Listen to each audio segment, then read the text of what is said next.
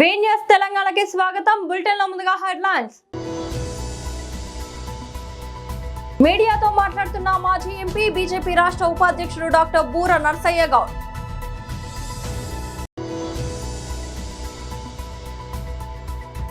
తెలంగాణ భవన్లో ఎమ్మెల్సీ దాసోజు శ్రవణ్ మీడియాతో మాట్లాడారు.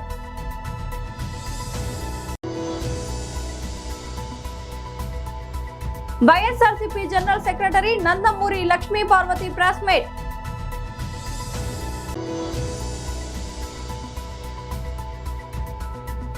రేపు విశాఖ వెళ్తున్న జగన్. మీడియాతో మాట్లాడుతున్న మాజీ ఎంపీ బీజేపీ రాష్ట్ర ఉపాధ్యక్షుడు డాక్టర్ బూర నర్సయ్య గౌడ్. ఈరోజు మీడియా సమావేశాన్ని విచ్చేసిన మీడియా మిత్రులందరికీ ధన్యవాదాలు. ముఖ్యంగా 2-3 అంశాల గురించి. మీ అందరికీ తెలుసు, తెలుగులో చాలా సామెతలు ఉన్నాయి. ఆడలేదమ్మా మద్దలు తెరువు అనేది నేను అనుకోవటం రేవంత్ రెడ్డి గారిని ఊహించుకొనే మన పూర్వీకులు ఈ సామెత పెట్టారు అనుకుంటా. వారికి ఎట్లాగో చేసిన వాగ్దానాలు పూర్తి చేసే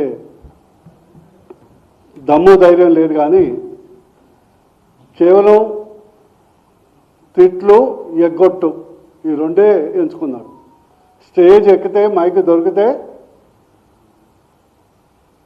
బీజేపీని తిట్టాలి, కిషన్ రెడ్డి గారు తిట్టాలి, బీజేపీ అగ్రనాయకులు తిట్టాలి, లేకుంటే రాష్ట్రానికి వస్తే ఇచ్చిన హామీలు ఎగ్గొట్టాలి.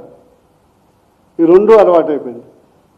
ఈ మధ్య ప్రతి ఒక్కరికి మంచి ఇది అలవాటైపోయింది. ఎన్నికలు కాకముందు పవర్ లేనప్పుడు, పదవులు లేనప్పుడు అందరూ బట్లర్లలాగా ఉంటున్నారు.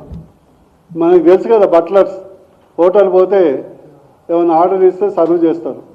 6 గ్యారంటీలని 420 హామీలని బట్లర్ అవుతారు. ఒక్కసారి పవర్కు రాగానే హిట్లర్. ఈయనకు హిట్లర్ స్ఫూర్తి అంట. కానీ హిట్లరు ప్రపంచంలో అత్యంత కిరాతకమైనటువంటి వ్యక్తి, నెంబర్ 1 ర్యాంకింగ్ అంటే హిట్లర్.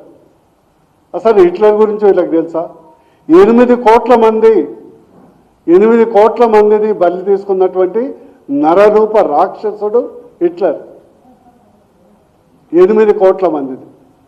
అదేవిధంగా సొంత జర్మనీ దేశంలో వికలాంగులు అంటూ ఉండొద్దని 1,00,000 మంది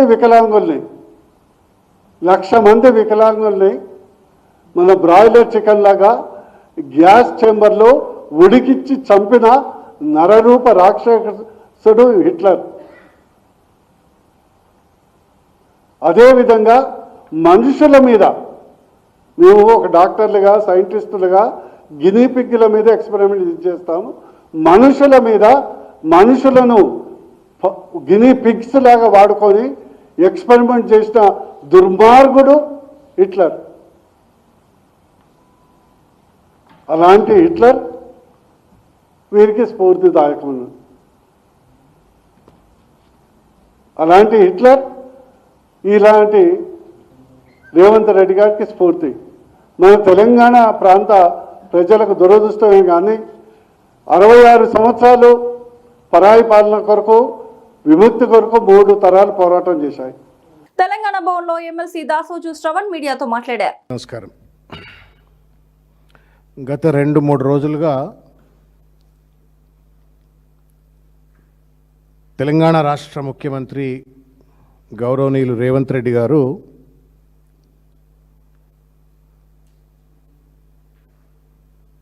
కాలికి బల్పం కట్టుకున్నట్టుగా తానేదో గొప్ప గొప్ప విజయాలు సాధించినట్టుగా ప్రజా ప్రణాళిక సమావేశాలు, సభల పేరు మీద మహబూబ్ నగర్లో, పాలమూరులో, కోహెడలో, ఉప్పల్లో, మియాపూర్లో 4-5 మీటింగ్లు పెట్టి ప్రజలను మభ్యపెట్టే ప్రయత్నం చేయడమే కాకుండా తన అహంకారాన్ని, తన దార్శనిక లేనటువంటి అజ్ఞానాన్ని అన్నీ కూడా బహిర్గతం చేసుకొని మరొక్కసారి ఆయన ఒక విజన్ లేదు, విజ్డమ్ లేదు, he is a simple laughing stock అన్నట్లుగా తనకు తాను రేవంత్ రెడ్డి గారు రుజువు చేసుకున్నారు. ఏడికి పోతే ఆడ బాలకృష్ణ డైలాగులు,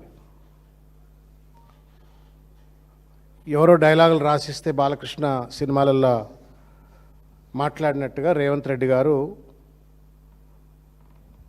ప్రభుత్వ పనితీరును ప్రజలకు చెప్పాల్సినటువంటి యొక్క సందర్భాలలో కూడా అర్థం పర్థం లేనటువంటి ఒక ఛాలెంజ్లు విసురుతూ ప్రజలను తప్పుదోవ పట్టించి తనకు ప్రాపకం చేస్తున్నటువంటి ఒక మీడియా సంస్థల ద్వారా తప్పుడు ప్రచారాలు చేస్తూ మభ్యపెట్టే ప్రయత్నం చేస్తూ ఉన్నారు. కేసీఆర్తో నేను చర్చకు సిద్ధం, చర్చకు రావాలా, నీ 10 ఏళ్ల పాలన నా 2 ఏళ్ల పాలన పైన చర్చకు సిద్ధము అని చెప్పని రేవంత్ రెడ్డి సిగ్గు ఎగ్గు లేకుండా ప్రజలను అమాయకులు అనుకుంటున్నాడా, ప్రజలకు విఘ్నత లేదనుకుంటుండా, గోబెల్స్ ప్రచారం ఏది పడితే అది చేస్తే ప్రజలు నమ్ముతారు అని చెప్పని ఒక భ్రాంతిలో ఉన్నాడా? పిచ్చోళ్ళు ఎట్లే అనుకుంటారు. వాళ్ళకు పిచ్చోళ్ళు అనుకోరు కానీ దేశం అంతా పిచ్చోళ్ళు అనుకుంటారు. అందుకే వాళ్ళు పిచ్చి పిచ్చిగా చేస్తూ ఉంటారు. అట్లనే పిచ్చి పిచ్చిగా మాట్లాడుతున్నాడా అర్థం కానట్టు పరిస్థితి. YSRCP general secretary Nandamuri Lakshmi Parvathi press meet. ప్రస్తుత కూటమి ప్రభుత్వం యొక్క అరాచకాలు, అన్యాయాలు వీటన్నిటిని చూస్తూ ఉంటే మాకు శ్రీశ్రీ గారి పొయిటరీ గుర్తొస్తూ ఉంటుంది. ఎంతటి నీచులు, ఎంతటి నికృష్టులు, ఎంతటి అరాచకవాదులు, ఎంతటి హీనులు, ఎంతటి దీనులు, ఈ భూమి నిండిపోయి వీళ్ళందరి చేత సర్వనాశనం అయిపోతుందనే అర్థంలో చెప్తారు. అదే అనిపిస్తూ ఉంది ఈరోజు చూస్తూ ఉంటే. ఎంతటి నికృష్టులు, ఎంతటి కబ్జాదారులు, ఎంత అవినీతిపరులు ఈ కూటమి ప్రభుత్వంలో ఉండే నేతలు. దానికి అధిపతి చంద్రబాబు నాయుడు, ఆయన కొడుకు ఇద్దరు కూడా మాస్టర్ డిగ్రీ కాదు ఈరోజు PhD కూడా చేశారు. కబ్జాల్లో కానివ్వండి, అదేవిధంగా మరి అవినీతిలో కానివ్వండి, ప్రతి ఒక్కళ్ళని దగా చేస్తూ మోసం చేస్తూ అతి దారుణంగా రాష్ట్ర ప్రజలను వంచన చేస్తున్నటువంటి ఈ తండ్రి కొడుకులు నిజంగానే ఎలక్షన్ల కోసం ప్రజలందరూ కూడా ఎదురు చూస్తూ ఉన్నారు. అనేక దారుణాలు, తెలుగుదేశం వాళ్ళేంటి, జనసేన వాళ్ళేంటి, వీళ్ళందరూ కూడా ఎక్కడ పడితే అక్కడ భూములను కబ్జా చేయటం, విశాఖ మొదలుకొని కడప దాకా కూడా కనపడితే చాలు సొంత ఆస్తులైనా కూడా వాటన్నిటిని ఆక్రమించుకోవడానికి ప్రయత్నం చేయటం, ఏమాత్రం కూడా సిగ్గు అనేది లేకుండా వాళ్ళకి ఇలా పరుల ఆస్తులే వీటిని మనం ఎందుకు ఇట్లా తీసుకోవాలనే కనీస ఇంగిత జ్ఞానం. అంటే యథా రాజా తథా ప్రజ అని ఎటువంటి నీచపు ప్రభుత్వం నడుస్తూ ఉందో, జగన్ గారి హయాంలో ఎంత నిర్భయంగా, ఎంత ప్రశాంతంగా, ఎంత హాయిగా ప్రజలందరూ కూడా గుండె మీద చేసుకొని నిద్రపోయిన పరిస్థితి ఆ రోజు.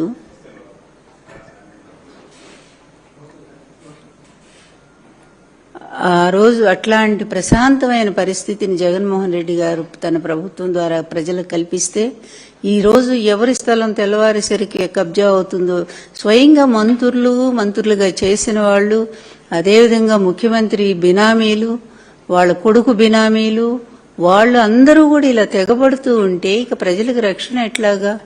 కంచే చేను మెస్తే కాపు ఏం చేస్తాడనే సామెత ఉంది కదా. అట్లాగే స్వయంగా పాలకులే ఈ విధంగా ప్రజల ఆస్తులను గాజేస్తా ఉంటే ఇక ఆ ప్రజలకు దిక్కెవరు? ఎవరికి పోయి చెప్పుకోవాలా?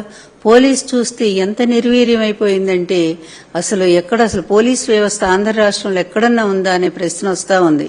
ఎన్ని మానభంగాలు, ఎన్ని హత్యలు, ఎన్ని కేసులు, ఎన్ని దొమ్మీలు, ఎన్ని ఘోరాలు, ఎన్ని ఇళ్లు తగలబెట్టడాలు, ఇన్ని రకాలుగా రాష్ట్రమంతా ఒక అస్తవ్యస్తంగా ఉంది. వీళ్ళ పరిపాలనలాగా, వీళ్ళ ముఖాల్లాగానే ఉంది పరిపాలన చూస్తూ ఉంటే. ఇంత దరిద్రపు పరిపాలన బహుశా స్వాతంత్రం వచ్చిన తర్వాత మనం చూడలేదు. అన్నిటికంటే కూడా చాలా భయంకరం ఏంటంటే పాము తన పిల్లల్ని తిన్నట్టుగా సొంత పార్టీ వాళ్ళను కూడా వాళ్ళు వదిలిపెట్టేట్లా. ఈ విషయంలోకి వచ్చేసరికి ఈ కబ్జాలు కానివ్వండి, లేకపోతే వాళ్ళ ఆస్తులు కొట్టేయటానికి ప్లాన్ కానివ్వండి, వీటన్నిటిలో సొంత పార్టీ వాళ్ళని కూడా వాళ్ళు మోసం చేస్తూ దారుణంగా మరి వాళ్ళ ఆస్తుల్ని ఆక్రమిస్తా ఉన్నారు. విశాఖపట్నం స్టీల్ ప్లాంట్ లో జరిగిన ఘోర ప్రమాదం రాష్ట్ర వ్యాప్తంగా తీవ్ర దిగ్భ్రాంతిని రేకెత్తించింది. ఈ దారుణ ఘటనలో ప్రాణాలు కోల్పోయిన కార్మికుల కుటుంబాలను, అలాగే గాయపడి ఆసుపత్రుల్లో చికిత్స పొందుతున్న వారిని పరామర్శించేందుకు వైసీపీ అధినేత జగన్ రేపు విశాఖలో పర్యటించనున్నారు. ఈ ప్రమాదంపై జగన్ ఇప్పటికే తీవ్ర దిగ్భ్రాంతిని వ్యక్తం చేశారు. ఘటన జరిగిన వెంటనే ఆయన స్పందిస్తూ బాధిత కుటుంబాలకు అండగా నిలవాలని, గాయపడిన వారికి మెరుగైన వైద్య సహాయం అందేలా చూడాలని స్థానిక వైసీపీ నాయకులను ఆదేశించారు. మృతుల కుటుంబాలకు తన గాఢ సానుభూతిని తెలియజేశారు. బాధిత కుటుంబాలకు పార్టీ శ్రేణులు అన్ని విధాల సహాయ సహకారాలు అందించాలని సూచించారు. నిన్న సాయంత్రం స్టీల్ ప్లాంట్ లో ఒక పెద్ద పేలుడు సంభవించింది. 150 టన్నుల లాడీల నుంచి కరిగిన ఉక్కు ఒక్కసారిగా కింద పడడంతో ఈ ప్రమాదం జరిగింది. ఈ దుర్ఘటనలో 9 మంది కార్మికులు ప్రాణాలు కోల్పోగా మరో 6 కార్మికులు తీవ్రంగా గాయపడ్డారు. ప్రస్తుతం వారు నగరంలోని వివిధ ఆసుపత్రుల్లో అత్యవసర చికిత్స పొందుతున్నారు. వీరిలో 2 పరిస్థితి అత్యంత విషమంగా ఉన్నట్లు సమాచారం. తెలంగాణ రాష్ట్ర ప్రభుత్వం మల్లాపూర్ డివిజన్ లో సుమారు 37 కోట్ల వ్యయంతో 100 పడకల ప్రభుత్వ ఆసుపత్రికి నిధులు మంజూరు చేయడమే కాకుండా ఆసుపత్రి భవన నిర్మాణం పనులను ప్రారంభించడం పట్ల హర్షం వ్యక్తం చేస్తూ మల్లాపూర్ డివిజన్ కాంగ్రెస్ పార్టీ నాయకులు, కార్యకర్తలు మల్లాపూర్లోని ఎలిఫెంట్ సర్కిల్లో ముఖ్యమంత్రి రేవంత్ రెడ్డి చిత్రపటానికి క్షీరాభిషేకం చేసి హర్షం వ్యక్తం చేశారు. ఈ సందర్భంగా కాంగ్రెస్ పార్టీ నాయకులు మాట్లాడుతూ తెలంగాణ రాష్ట్ర ప్రభుత్వం పేద ప్రజల ఆరోగ్యాన్ని దృష్టిలో ఉంచుకొని మల్లాపూర్ చౌరస్తాలో 100 పడకల ఆసుపత్రి నిర్మించడం ఎంతో అభినందనీయమన్నారు. ఈ ఆసుపత్రి నిర్మాణ పనులు పూర్తయి ప్రజలకు అందుబాటులోకి వచ్చినట్లయితే మల్లాపూర్తో పాటు చుట్టుపక్కల ప్రాంతాల ప్రజలకు కూడా ఎంతో సౌకర్యవంతంగా ఉంటుందని హర్షం వ్యక్తం చేశారు. రేవంత్ రెడ్డి గారి నాయకత్వం, కాంగ్రెస్ పార్టీ, పరమేశ్వర్ రెడ్డి గారు.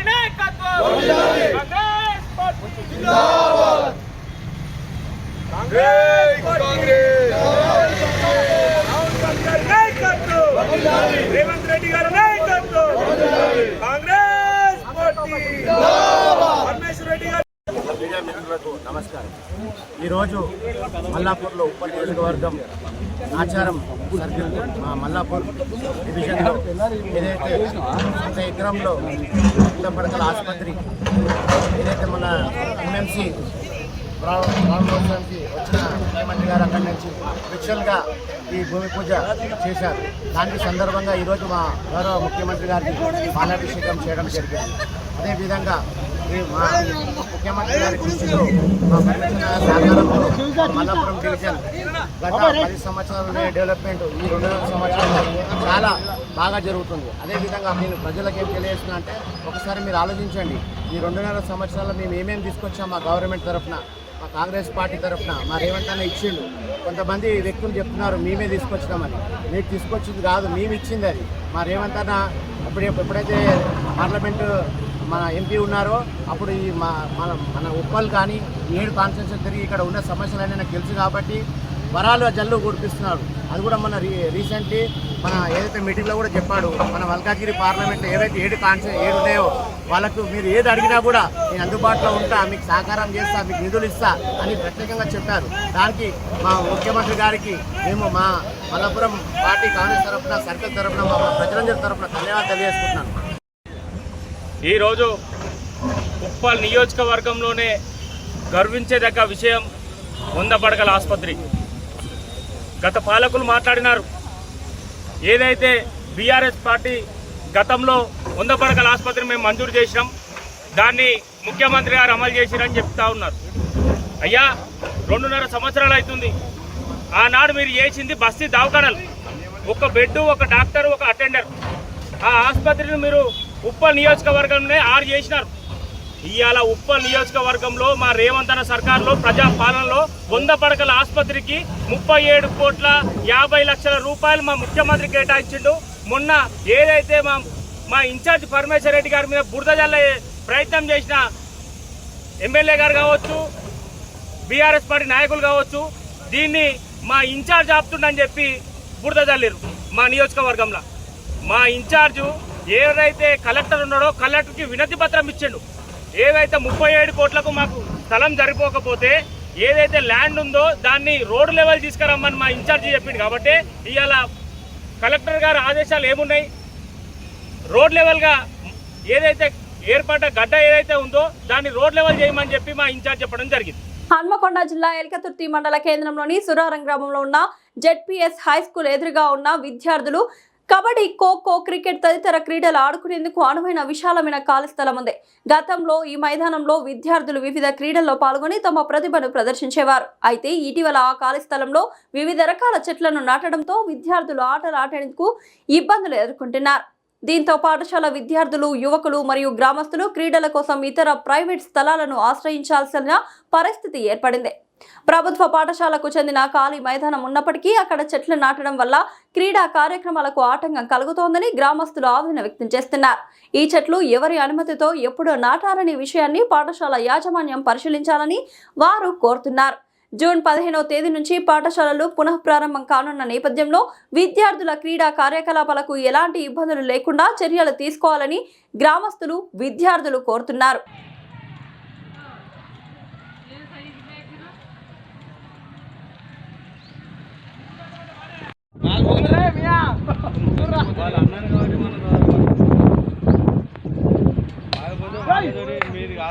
ఏదో ఒకటి మాట్లాడుకున్నాడు.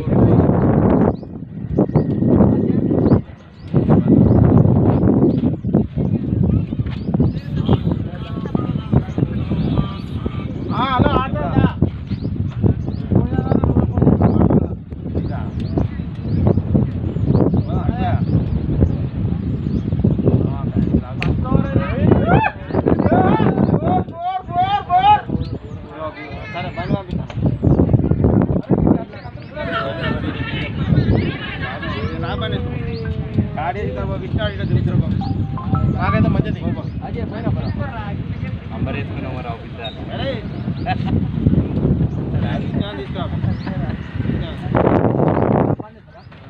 పన్నెండు నాలుగు ఏం స్టార్ట్ అయింది. ఏం చేస్తారు మరి ఇది కాస్తారు బాగా ఇది వచ్చింది నాగేస్తారు.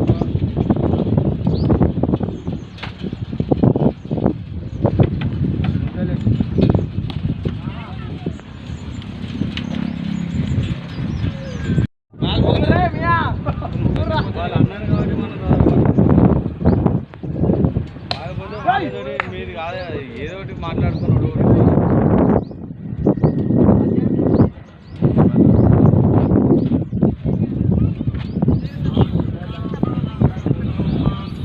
హలో ఆడుతుందా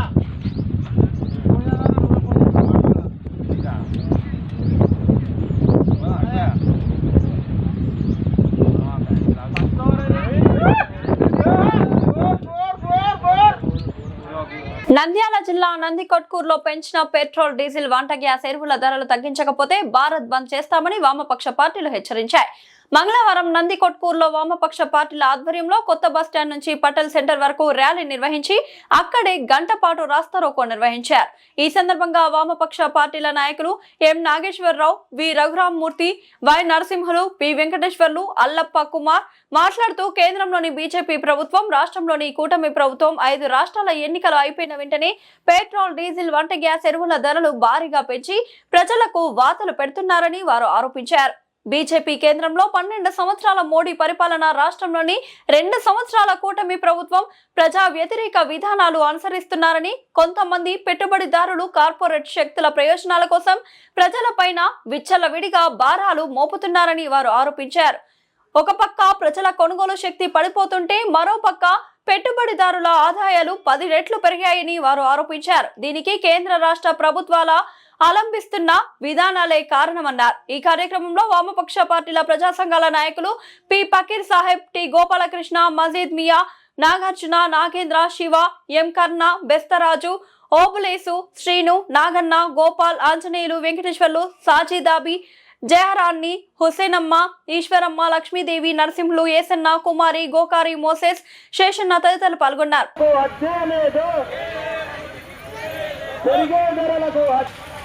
తగ్గించాలి పెంచిన పెట్రోల్, డీజిల్, గ్యాస్ ఎరువుల ధరలను వెంటనే తగ్గించాలి. పెంచిన పెట్రోల్, డీజిల్, గ్యాస్ ఎరువుల ధరలను పేదలపై ధరలు పెంచి పెంచినటువంటి కేంద్ర రాష్ట్ర ప్రభుత్వాల మండి వైఖరి, పేదలపై ధరలు పెంచి నడ్డి తీరుస్తున్నటువంటి కేంద్ర రాష్ట్ర ప్రభుత్వాల మండి పెంచిన ధరలు తగ్గించేంత వరకు ఇదేమి రాజ్యం, ఇదేమి రాజ్యం, ఇదేమి రాజ్యం, ఇదేమి రాజ్యం.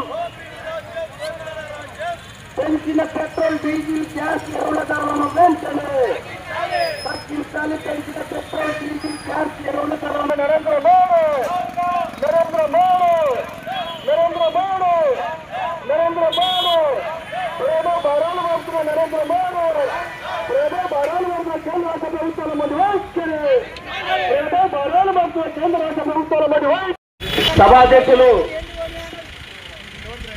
సిపిఎం పార్టీ జిల్లా కార్యదర్శి సభ్యుడు ఎం నాగేశ్వరరావు గారికి, మరియు ముఖ్యంగా పోలీస్ అధికారులు ఈ కార్యక్రమానికి మరి సహకరించేటువంటి సిఐ గారికి, ఎస్ఐలకు కూడా ప్రత్యేకంగా కూడా వామపక్ష పార్టీ తరఫున ధన్యవాదాలు తెలియజేస్తా ఉన్నాం. సార్ దయచేసి ఒక 5 నిమిషాలు టైం ఇవ్వండి మాకు. ఎందుకోసం అంటే ఈరోజు ఈ బాధను కూడా ప్రజలకు తెలియజేయడానికి ఈ రాష్ట్ర రోడ్డు నిరసన కార్యక్రమాన్ని దేశవ్యాప్తంగా కూడా పిలిపించారు. అందులో భాగంగానే ఈ కార్యక్రమాన్ని నిర్వహిస్తా ఉన్నాం తప్ప ఇక్కడ వెనుక ఉన్నటువంటి వాహనదారులకు, ఇక్కడ ముందున్నటువంటి వాహనదారులకు, ఇక్కడ షాపు వ్యాపారస్తులకు అందరికీ కూడా ప్రతి ఒక్కరికి బైక్ ఉంది, కారు ఉంది, ఆటో ఉంది, జీప్ ఉంది. అందరికి కూడా డీజిల్, పెట్రోల్ ధరలు దేశవ్యాప్తంగా కూడా ఆకాశం నిండుతున్నాయి. పెట్రోల్ లాగా బగబగ మండుతున్నాయి. నరేంద్ర మోడీ గారు ఎన్నికల్లో వచ్చినప్పుడు ప్రధానమంత్రిగా నేను 3వ ముచ్చటగా ఎన్నికయ్యాను. ఎక్కడే కానీ ప్రజలకు సంబంధించి కార్మికులకు కానీ, రవాణా కానీ పెట్రోల్, డీజిల్, గ్యాస్ ధరలు పెంచము, మా ప్రభుత్వం ప్రజల ప్రభుత్వం అని చెప్పాడు. ఇంధన ధరలను అదుపులో పెడతాం, ద్రవ్యోల్బణం అదుపులో పెడతాం అని చెప్పాడు. మరి ఇంధనం, ద్రవ్యోల్బణం అంటే ఏంటి? ఈ రోజు ఇంధనం అంటే ఈ రోజు ఉన్నటువంటిది ధరలు విపరీతంగా పెరుగుతూ ఉన్నాయి. పెట్రోల్ సంబంధించి ఈ రోజు డీజీపీ ఆదాయాన్ని, స్థూల ఆదాయాన్ని, డీజీపీ ఆదాయాన్ని ఈ రోజు పెంచుతామని చెప్పారు. బులెటిన్ ముగించే ముందు హెడ్లైన్స్ మరోసారి. ఇది మీడియాతో మాట్లాడుతున్న మాజీ ఎంపీ, బీజేపీ రాష్ట్ర ఉపాధ్యక్షుడు డాక్టర్ బూర Narsaiah Goud.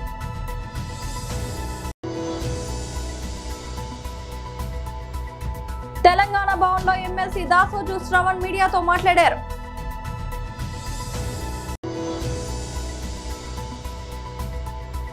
YSRCP general secretary Nandamuri Lakshmi Parvathi press meet.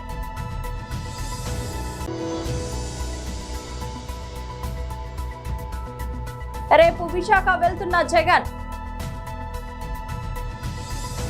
ఇవాళ బులెటిన్ అప్డేట్. మరొక బులెటిన్ లో మళ్ళీ కలుద్దాం. అంతవరకు సెలవు.